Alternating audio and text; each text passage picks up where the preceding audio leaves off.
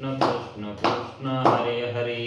हरे राम राम राम हरे हरे। हरे कृष्ण कृष्ण कृष्ण हरे हरे।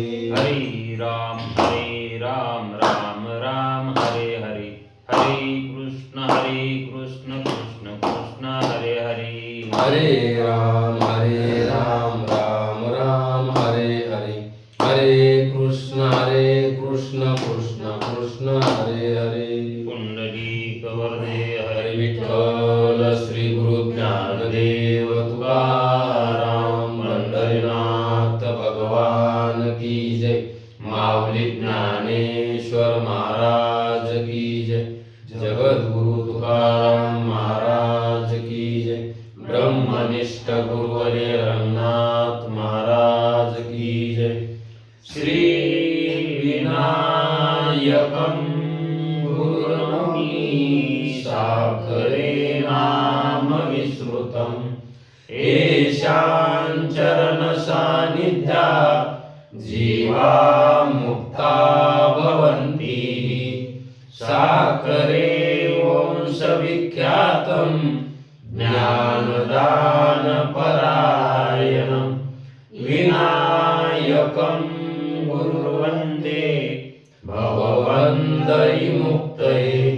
श्रीरङ्गनाथं गुरुराजवर्यं मुमुक्षूणां ज्ञानदानेकदक्षं प्रभावती क्षेत्रनिवासिनं नमामि वेदान्तविदां वरिष्ठं। पुण्डलीकवरदे हरे विठ्ठल श्री गुरु ज्ञानदेव तुकाराम पंढरीनाथ भगवान की जय।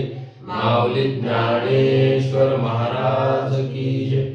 जो आनंद सत्य प्रकाश विभू आणि आधार नाम रूपास। बुद्धी न जाणे आणि जाणे त्यास। तो अपार शुद्ध परमात्मा मीची असे। माझे अपार स्वरूप समुद्रावरती जणू तरंग ब्रह्मा विष्णू महेश गणपती। सूर्य चंद्र वरुण यम मिरविती देवी कुबेरही तैसेची। जो सर्वज्ञ आणि दयाघर मुनी हृदयी ज्याचे करीती ध्यान।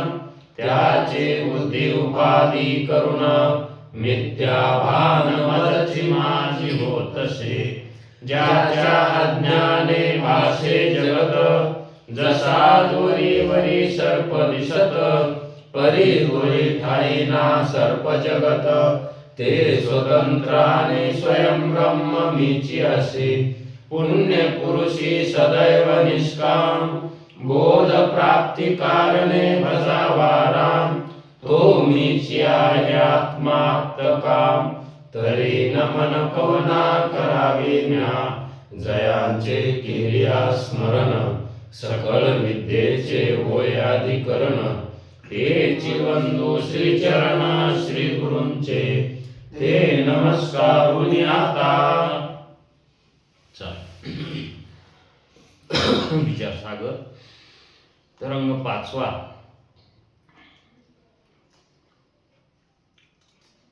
परिच्छेद 7वाच आहे।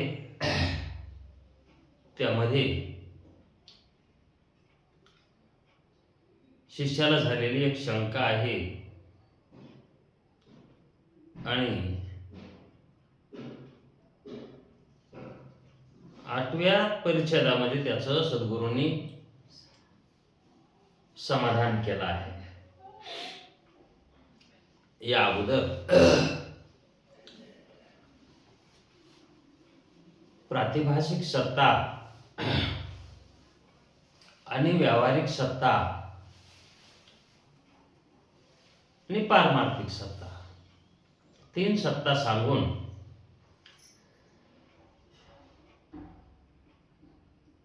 एकमेकांमध्ये म्हणजे सत्तेमध्ये साधक बाधक व्यवहार होत नाही। या सत्तेतला व्यवहार त्या सत्तेत होत नाही, त्या सत्तेतला व्यवहार या सत्तेमध्ये होत नाही। म्हणून स्वतंत्र सत्य आहेत त्या. पण सत्याचं विभाजन जरी झालं, सत्याचं विभाजन जरी झालं तरी त्या सत्तेमध्ये साक्षी रूपानं तो जीव असतोच. तो जीव साक्षी रूपानं तिन्हीमध्ये असतोच. सत्ता भिन्न जरी झाल्या तरी जीव भिन्न होत नाही, तो वेगळा होत नाही. तिन्ही सत्तेमध्ये जाणणारा तोच आहे, म्हणून तो एक आहे आणि त्या एकावरच ही त्रिपुटी होत आहे. त्रिपुटीचा व्यवहार एका चैतन्यावरच आहे आणि तो व्हायलेला व्यवहार मिथ्या आहे, वास्तविक सत्य नाही. आणि तो मिथ्या व्यवहार होण्यासाठी सद्रूप अशी एक वस्तू असावी लागते, त्याच्या वाचून व्यवहार होत नाही. मिथ्या व्यवहार होण्यासाठी एक सद्रूप अशी वस्तू लागते आणि त्याच्यावरच कल्पिताचा खेळ चालत असतो. कल्पित म्हणजे अध्यस्त स्वरूप असते वस्तू ती. म्हणजेच अध्यासाला अधिष्ठान कारण असावं लागतं, त्याच वेळेस अध्यस्त पदार्थ प्रतीतीला येतात किंवा त्यांचा व्यवहार होतो. मग त्या तीन सत्ता एका चैतन्यावरच आधारभूत आहेत. आधारही तोच आहे आणि अधिष्ठानही तोच आहे. मग शिष्याला सांगता वेळस की सत्तेमध्ये भेद आहे, सत्तेमध्ये भेद आहे, पण चैतन्यामध्ये भेद नाही, हे लक्षात असू दे.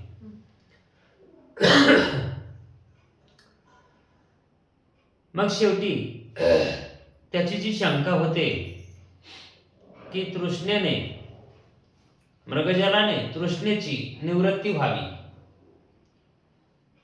वेदगुरूपासून जर संसाराची निवृत्ती होत असेल तर मृगजलानं तृष्णेची निवृत्ती व्हायला पाहिजे. त्याच्यामुळं सद्गुरूंनी सत्ताभेद सांगितला आणि सत्ताभेद सांगितल्यावर त्याच्या लक्षात आलं खरंच आपलं चुकू लागलं. कारण सत्ताभेद असल्यामुळं मृगजलानं तहान कशी भागेल आणि वेद आणि गुरु आणि संसार दुःख हे एका सत्तेतले आहे. म्हणून संसार दुःखाची निवृत्ती व्हायला काही हरकत नाही असं त्याच्या लक्षात आलं. मग तसं लक्षात आल्याबरोबर म्हणाला, गुरुजी मला माफी असावी, कारण सत्ताभेद माझ्या लक्षात आला नव्हता. तुम्ही सांगितल्याच्या नंतर सत्ताभेद आहे हे लक्षात आलं. पण सत्ताभेद लक्षात आल्यामुळे मृगजलाच्या दृष्टांतात काय दोष आहे, मृगजलाच्या दृष्टांतात काय दोष आहे हे समजले मला. परंतु दुसरी अशी शंका व्हायली. कोणती शंका? ब्रह्माहून सर्व पदार्थ मिथ्या आहेत. ब्रह्माहून सर्व पदार्थ मिथ्या तर आहेतच आणि त्या मिथ्या पदार्थात काहींचा ब्रह्मज्ञानाने बाध व्हावा आणि काहींचा ब्रह्मज्ञाना वाचून बाध व्हावा, असं का घडत आहे, असं का होतंय? कारण सर्व पदार्थ तर कसे आहेत, मिथ्याच आहेत आणि ब्रह्मच एक सत्य आहे. मग प्रातिभाषिक सत्ता आणि त्या सत्तेतले पदार्थ ब्रह्मज्ञाना वाचून बाद होतो त्यांचा, आणि व्यावहारिक पदार्थ जे आहेत व्यावहारिक सत्तेतले त्याचा मात्र ब्रह्मज्ञानाशिवाय बाद होत नाही. मग असं का व्हावं?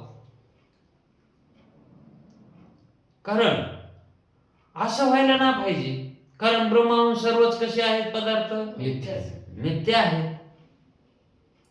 एखादी भांडकुदळ बाई असेल तर एखादी दुसरी बाई म्हणते तिच्या घरी जाऊ नको, तिले भांडकुदळ आहे, तिले भांडकुदळ आहे, तिच्या घरी जाऊ नको. मग ती म्हणते सगळ्याला थोडीच भांडकुदळ आहे, ज्याला असेल त्याला असेल.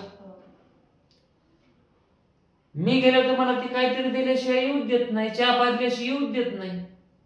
मला नाही ती भांडकुदळ असन, पण ती तुम्हाला, सगळ्याला थोडीच आहे. तशी त्या नियमाप्रमाणे जर बघितलं तर व्यावहारिक सत्ता आणि प्रातिभाषिक सत्ता या दोन सत्तेमध्ये एवढा फरक आहे की एक ब्रह्मज्ञानानं ज्याचा वाद होतो ती व्यावहारिक सत्ता, आणि ब्रह्मज्ञाना वाचून ज्याचा वाद होतो ती प्रातिभाषिक सत्ता. मग ब्रह्मज्ञानानं होतो आणि ब्रह्मज्ञाना वाचून होतो असा जो फरक आहे तो कशामुळे आहे? याच्यामुळंच की जी ईश्वर सृष्टी आहे, ईश निर्मित पदार्थ आहेत, ते पदार्थ ब्रह्मज्ञाना वाचून बाद होत नाही त्याचा, आणि जे पदार्थ ईश निर्मित नाहीत ते जीव निर्मित आहेत, मग त्यांचा ब्रह्मज्ञाना वाचूनही बाद होतो. कारण ईश निर्मित पदार्थांना ही माया उपाधी आहे, अविद्या उपाधी आहे, आणि जीवकृत पदार्थांना हे अज्ञान उपाधी आहे. जीवाच्या ठिकाणी जो भ्रमापासून उत्पन्न होणारे पदार्थ आहेत ते अज्ञानानं आहे. जीवाला जो भ्रम होतो तो कशामुळे होतो? अज्ञानामुळे होतो. ज्या ज्या पदार्थाचा आपल्याला भ्रम व्हायला त्या त्या पदार्थाच्या अधिष्ठानाचं अज्ञान असतं म्हणून. आणि मग ईश पदार्थ, ईश सृष्टीतले पदार्थ ह्याचा आपल्याला अज्ञान आहे का? अज्ञान नाही, फक्त ब्रह्मज्ञान नाही, त्याच्या कारणाचं ज्ञान नाही. ईश पदार्थाच्या कारणाचं ज्ञान माहित नाही, आणि जीवकृत पदार्थाच्या कारणाचं ज्ञान झालं की तो पदार्थ बाद होतो. हे प्रत्येकाला अनुभव आहे. तिथेही जीवकृत पदार्थाच्या ठिकाणीही जोपर्यंत त्या अध्यस्त पदार्थाचं अधिष्ठान आहे त्याचं ज्ञान झाल्याशिवाय तरी त्याची निवृत्ती होते का? जेव्हा त्याचं ज्ञान होईल म्हणजेच अध्यस्त पदार्थाच्या अधिष्ठानाचं, त्याच वेळेस अध्यस्त पदार्थ निवृत्त होतात. अध्यस्त पदार्थाच्या अधिष्ठानाचं जर ज्ञान झालंच नाही तर त्या ठिकाणी तो पदार्थ तो सत्यच मानतात. अधिष्ठानाचं ज्ञान होत नाही तोपर्यंत. पण ते जीवाला त्याचं ज्ञान झाल्यावर अधिष्ठानाचं अध्यस्त वस्तूचं त्या ठिकाणी बाद होत आहे, हे का नाही? मग तसंच ईश निर्मित असणाऱ्या सृष्टीमध्ये जे पदार्थ आहेत त्या पदार्थाला ब्रह्माचं अज्ञान आहे. कारण ब्रह्मावर अध्यस्त जगत आहे. जगत कशावर अध्यस्त आहे? ब्रह्माच्या ज्ञानानं जगताचीही निवृत्ती होते, पण त्या निवृत्तीमध्ये आणि जीवकृत भ्रमातल्या पदार्थाच्या निवृत्तीमध्ये, जीवकृत पदार्थाच्या निवृत्तीमध्ये तो पदार्थ नष्टच होतो असा काही नियम नाही. कारण मृगजय हे प्रत्यक्ष प्रमाण आहे त्याचं असताना सुद्धा त्याच्या ठिकाणी मिथ्यात्व बुद्धी होते, हो, तरी पण दिसत आहे ते. दिसत. तसंच आहे, ब्रह्माच्या ज्ञानानं जरी जगताच्या सत्यत्वाचा वाद झाला तरी जगत प्रतीतीला आल्याशिवाय राहत नाही. दिसतंयच.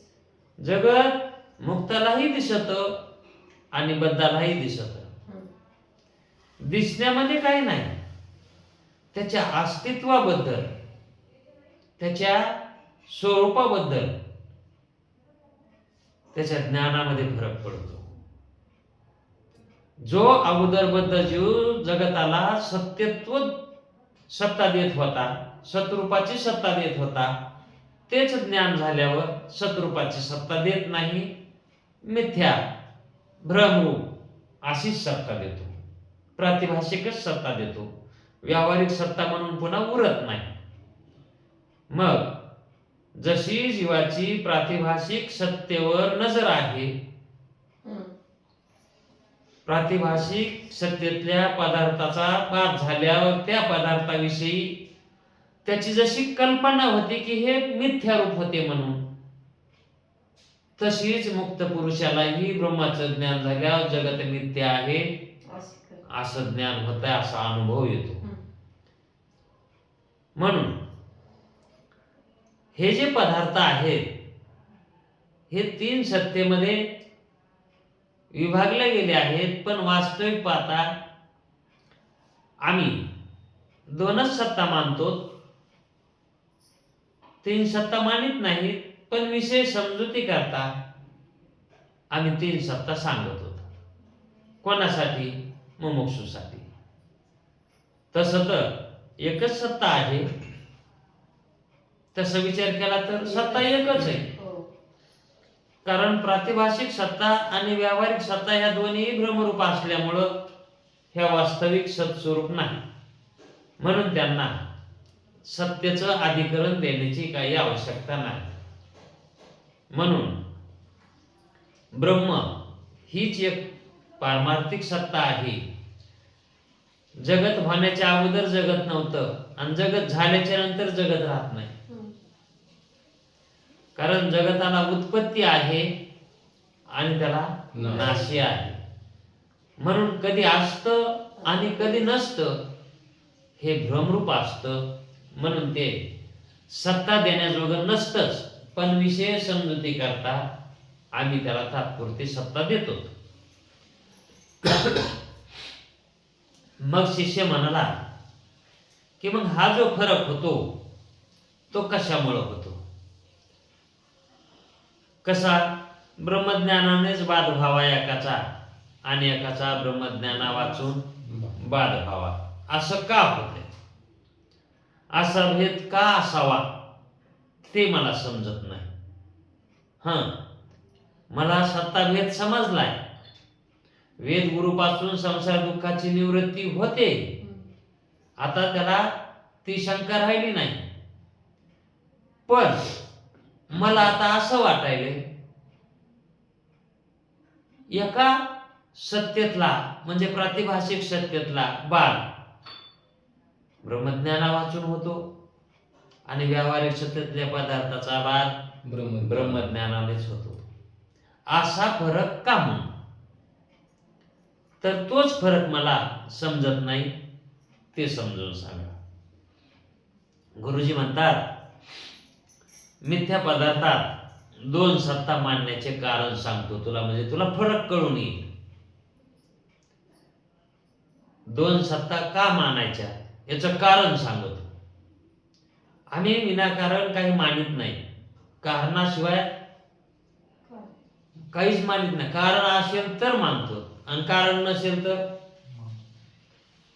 कोणतंही कारण जर नसेल तर मानण्याची काहीच गरज नाही. कारण जे विनाकारण असतं त्याच्यामध्ये काही तथ्य नसतंय. विनाकारण असतं ते, ज्याला कारण आहे त्याच्यात काहीतरी तथ्य असतंय.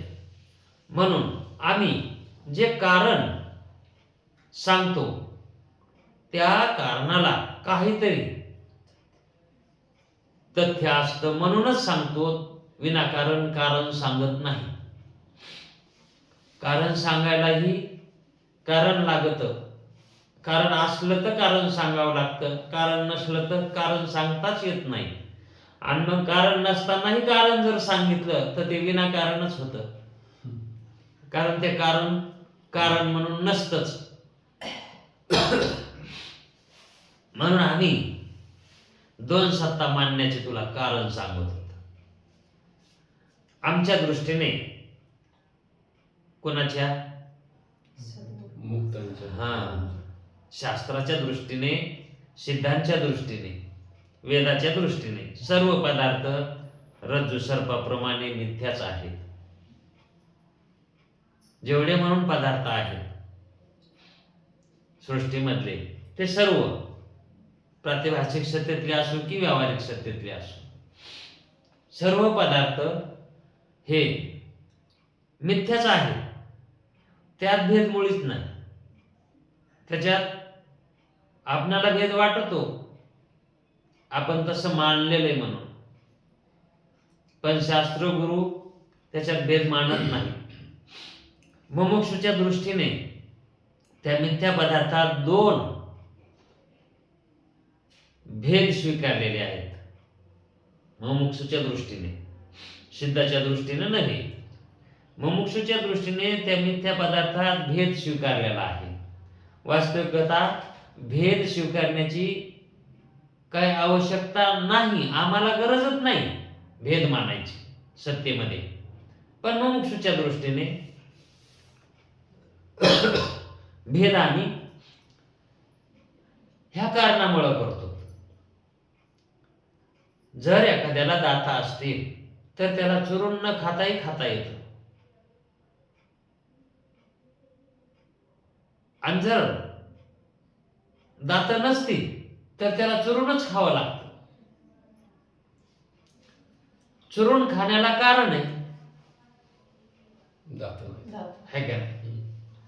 तसं ज्याला दृष्टी आहे, ब्रह्मज्ञानाची दृष्टी ज्याला प्राप्त झाली, त्याला भेद करण्याची काही गरज नाही. ज्याला अभेद प्राप्त झालाय तो कशाला भेदाच्या भानगडीत पडेल? आणि जो भेदात आहे त्याला तो भेद निवृत्त करण्याकरता प्रकार करावे लागतात.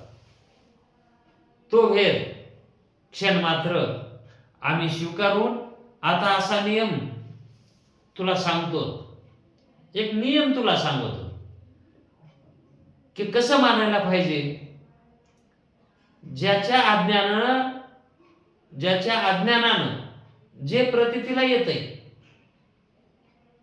ज्याच्या अज्ञानानं जे दिसतंय ते दिसायलेलं त्याच्या ज्ञानानंच ते निवृत्त होतं. असा हा जर नियम केला तर दोन सत्ता मानण्याची काय गरज आहे?